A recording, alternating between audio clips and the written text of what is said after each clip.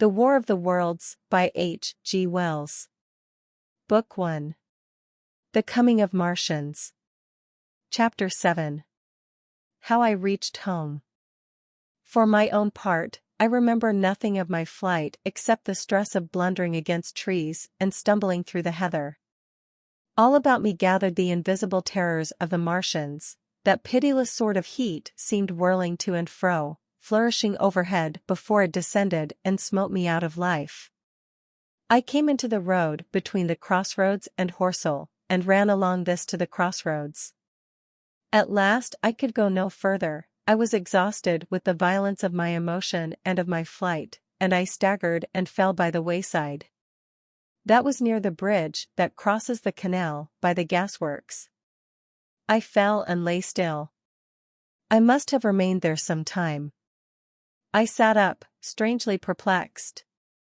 For a moment, perhaps, I could not clearly understand how I came there. My terror had fallen from me like a garment. My hat had gone, and my collar had burst away from its fastener.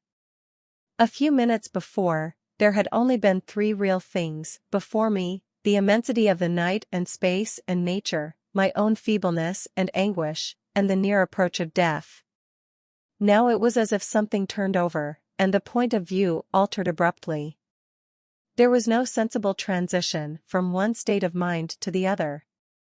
I was immediately the self of every day again, a decent, ordinary citizen. The silent common, the impulse of my flight, the starting flames, were as if they had been in a dream. I asked myself, had these latter things indeed happened? I could not credit it. I rose and walked unsteadily up the steep incline of the bridge. My mind was blank wonder. My muscles and nerves seemed drained of their strength. I dare say I staggered drunkenly. A head rose over the arch, and the figure of a workman carrying a basket appeared. Beside him ran a little boy. He passed me, wishing me good night. I was minded to speak to him, but did not. I answered his greeting with a meaningless mumble and went on over the bridge. Over the Mayberry arch a train, a billowing tumult of white, firelit smoke, and a long caterpillar of lighted windows, went flying south, clatter, clatter, clap, rap, and it had gone. A dim group of people talked in the gate of one of the houses in the pretty little row of gables that was called Oriental Terrace. It was all so real and so familiar. And that behind me. It was frantic, fantastic. Such things, I told myself, could not be. Perhaps I am a man of exceptional moods. I do not know how far my experience is common. At times I suffer from the strangest sense of detachment from myself and the world about me. I seem to watch it all from the outside, from somewhere inconceivably remote, out of time, out of space, out of the stress and tragedy of it all. This feeling was very strong upon me that night. Here was another side to my dream. But the trouble was the blank incongruity of this serenity and the swift death flying yonder, not 2 miles away. There was a noise of business from the gasworks, and the electric lamps were all alight. I stopped at the group of people. "What news from the common?" said I. There were 2 men and a woman at the gate. "Eh?" said one of the men, turning. "What news from the common?" I said. "Ain't yer just been there?" asked the men. "People seem fair silly about the common," said the woman over the gate. "What's it all abart?" "Haven't you heard of the men from Mars?" said I, "the creatures from Mars?" "Quite enough," said the woman over the gate. "Thanks," and all 3 of them laughed. I felt foolish and angry. I tried and found I could not tell them what I had seen. They laughed again at my broken sentences. "You'll hear more yet," I said, and went on to my home. I startled my wife at the doorway, so haggard was I. I went into the dining room, sat down, drank some wine, and so soon as I could collect myself sufficiently I told her the things I had seen. The dinner, which was a cold one, had already been served, and remained neglected on the table while I told my story. "There is one thing," I said, to allay the fears I had aroused. "They are the most sluggish things I ever saw crawl. They may keep the pit and kill people who come near them, but they cannot get out of it. But the horror of them."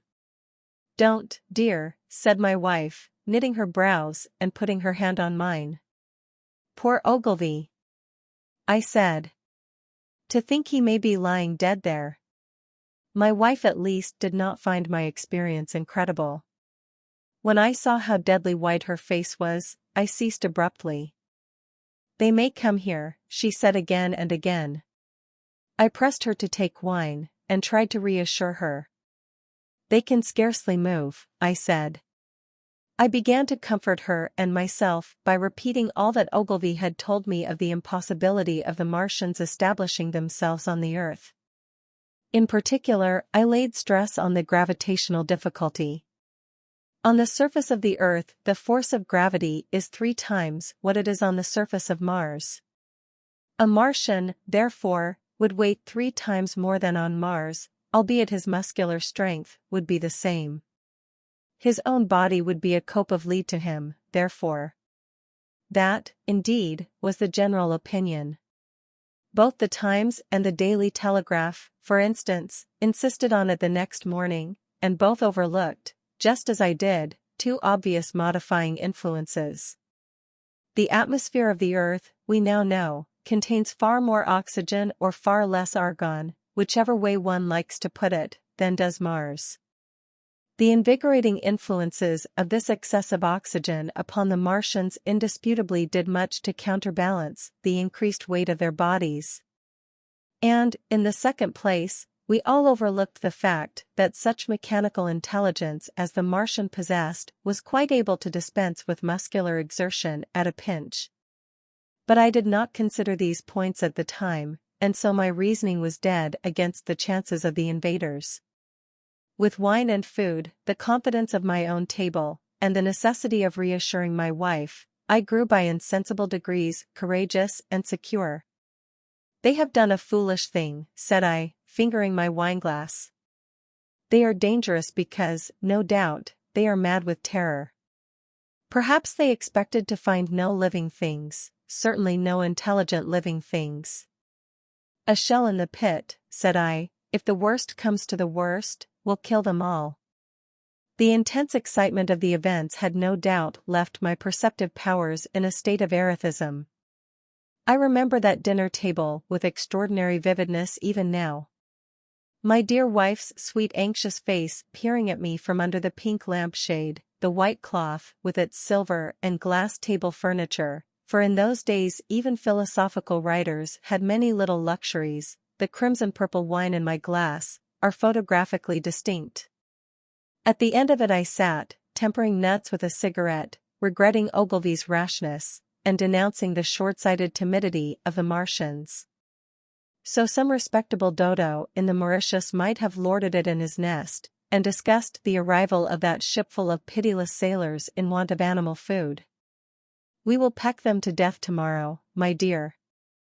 I did not know it, but that was the last civilized dinner I was to eat for very many strange and terrible days.